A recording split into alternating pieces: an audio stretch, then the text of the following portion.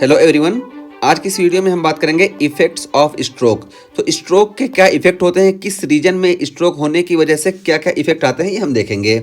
तो देखिए, हम यहाँ पे बात करेंगे कौन सी आर्टरी है और उसके एरिया ऑफ लीजन की बात करेंगे और सिम्टम की बात करेंगे और कुछ इंपॉर्टेंट नोट्स भी हम देखेंगे। ठीक है, तो सबसे पहले देखिए एंटीरियर सर्कुलेशन की हम बात करते हैं और एंटीरियर सर्कुलेशन में इफेक्ट ऑफ स्ट्रोक हम देखते हैं। तो देखिए यहाँ पे एंटीरियर सेरिब्रल आर्टरी में अगर स्ट्रोक हो रहा है तो ये देखिए ये वाली जो है, ये देखिए ये हमारी एंटीरियर सेरिब्रल आर्टरी है, इसमें अगर स्ट्रोक हो रहा है तो उसकी वजह से क्या होगा। तो देखिए मोटर एंड सेंसरी कॉर्टिसिस में लीजन हो जाएगा और जिसकी वजह से लोअर लिम्ब इफेक्ट हो जाएगी। ठीक है, और सिम्टम क्या होगा यहाँ पे तो देखिए contralateral paralysis and sensory loss. तो कॉन्ट्रालेटरल साइड की पैरालिसिस और सेंसरी लॉस हमको देखने को मिलेगा और वो भी कहाँ के, लोअर लिम्ब के। तो लोअर लिम्ब के कॉन्ट्रालेटरल पैरालिसिस और सेंसरी लॉस देखने को मिलेगा क्योंकि यहाँ से फाइबर डेकोसेट करते हैं, इस वजह से कॉन्ट्रालेटरल होगा। और यूरिनरी इनकॉन्टिनेंस हमको देखने को मिलेगा। ठीक है, ये हो गया एंटीरियर सेरिब्रल आर्टरी के स्ट्रोक की कंडीशन में। और उसके बाद फिर हम बात करते हैं मिडिल सेरिब्रल आर्टरी के स्ट्रोक की कंडीशन में। तो ये देखिए ये मिडिल सेरिब्रल आर्टरी है, ये पूरा इसका रीजन है टेरिटरी। तो इसमें देखिए क्या होता है, मोटर एंड सेंसरी कॉर्टिसिस।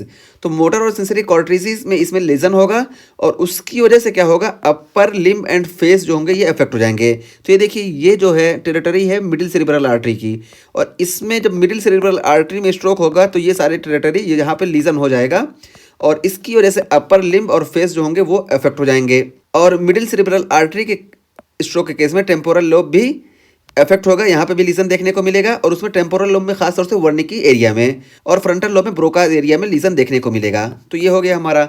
अब इसमें सिम्टम क्या हमको देखने को मिलेगा, तो देखिए कॉन्ट्रालेटरल पैरालिसिस। तो कॉन्ट्रालेटरल पैरालिसिस देखने को मिलेगा, सेंसरी लॉस भी देखने को मिलेगा। ठीक है, क्योंकि इसमें मोटर और सेंसरी दोनों इन्वॉल्व हो रहे हैं, इसमें भी। तो इसी वजह से कॉन्ट्रालेटरल पैरालिसिस और सेंसरी लॉस दोनों देखने को मिलेगा।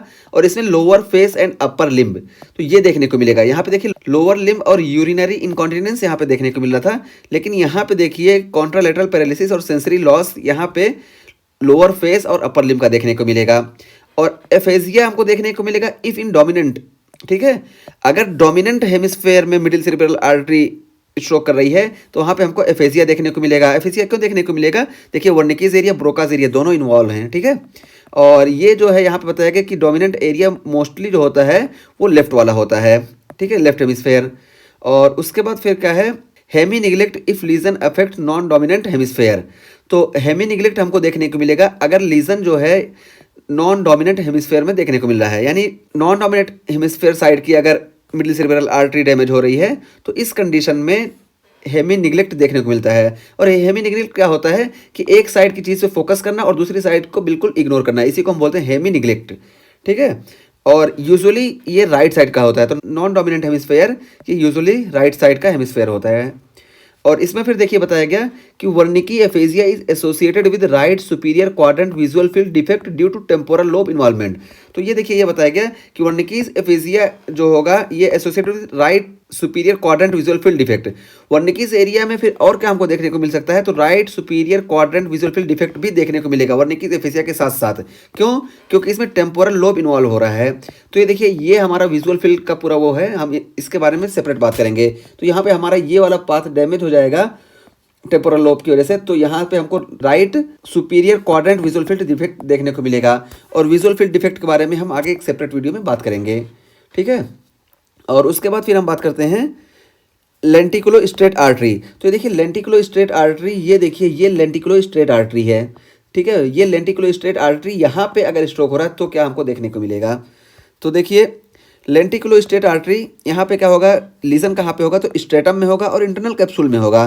तो ये देखिए ये स्ट्रेटम है ये, और उसके बाद ये देखिए ये जो है ये वाला स्ट्रक्चर ये इंटरनल कैप्सूल है। तो यहाँ पे लीजन हमको देखने को मिलेगा, स्ट्रेटम में भी देखने को मिलेगा और इंटरनल कैप्सूल में भी लीजन देखने को मिलेगा। और इसकी वजह से होगा क्या, तो देखिए कॉन्ट्रालेटरल पैरालिसिस। तो कॉन्ट्रालेटरल पैरालिसिस इसमें देखने को मिलेगा। इसमें देखिए सेंसरी लॉस इसमें नहीं देखने को मिल रहा है क्योंकि ये हमारा क्या है, बेसल न्यूक्लियाई है।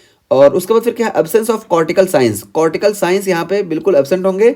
और निग्लेक्ट, एफेजिया और विजुअल फील्ड लॉस। तो यहाँ पे निग्लेक्ट देखने को मिलेगा, एफेजिया भी देखने को मिलेगा और विजुअल फील्ड लॉस भी देखने को मिलेगा। ठीक है, इसमें लेंटिकुलो स्ट्रेट आर्टरी में अगर लीजन हो रहा है तो।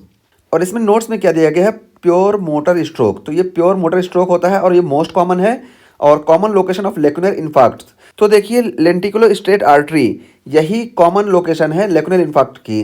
तो लेकुनर इन्फार्क्शन ये होता क्या है? लेकुनर इन्फार्क्शन हम बोलते हैं कि सेरिब्रल आर्टरी जो मेन है उनकी जो ब्रांचेस हैं, उनकी जो माइनर ब्रांचेस हैं, जो छोटी छोटी ब्रांचेस हैं अबाउट 2 to 15 माइक्रोमीटर की, इनमें जब इन्फार्क्शन होता है तो उसी को हम बोलते हैं लेकुनर इन्फार्क्शन।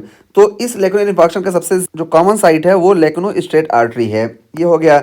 और यहाँ पे देखिए, ये देखिए लेकुनो स्ट्रेट आर्टरी में यहाँ पे इन्फार्क्शन हुआ, उसकी वजह से देखिए यहाँ पे लेजन हमको देखने को मिल रहा है।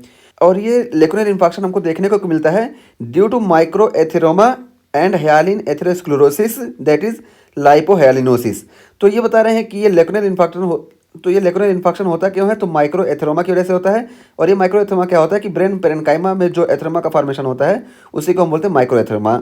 और ह्यालिन एथेरोस्क्लेरोसिस, तो ये जो सब एंडोथेलियल स्पेस है आर्टरीज का, वहाँ पे वेरियस सब्सटेंस आके एक्यूमुलेट हो जाते हैं। और इसमें ह्यालिन एथेरोस्क्लेरोसिस में मेनली लाइपोह्यालिनोसिस यानी इस्नोफिल आंखें एक्यूमुलेट हो जाएंगे। इस वजह से लेकुनर इन्फार्क्शन हमको देखने को मिलता है।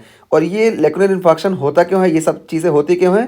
तो ये सेकेंडरी टू अनमैनेज्ड हाइपरटेंशन।